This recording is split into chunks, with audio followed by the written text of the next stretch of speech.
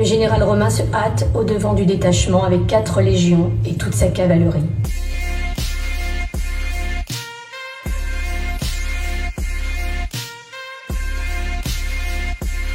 Ces Arvernes font partie du peuple celte qui se trouve ici sur le territoire en Auvergne, et il s'agissait en majorité d'agriculteurs qui pouvaient aussi se transformer en guerriers, comme lors de la guerre des Gaules par exemple.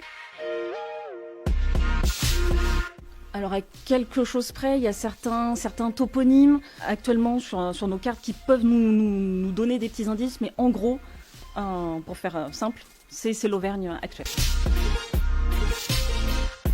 On a donc 2 représentations. Donc une représentation faite par les Arvernes, où voilà, on n'est pas sûr que ce soit vraiment lui, et une représentation d'un Gaulois chevelu, un Gaulois tout maigre, cheveux tout hirsutes. Alors on n'est pas non plus sûr que ce soit une représentation de Vercingétorix, mais d'un Gaulois vraiment vaincu. César est arrivé à peu près 5 jours après avec ses légions. Il a installé ce qu'on appelle le grand camp de César.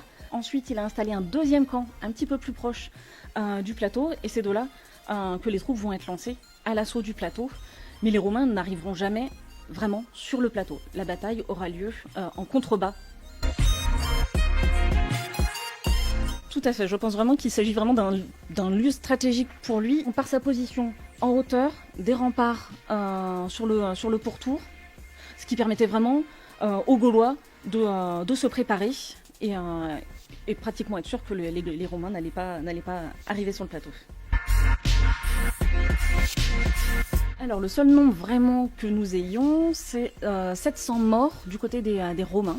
Il y a quand même aussi des morts du côté des Gaulois. On n'a aucun chiffre réel.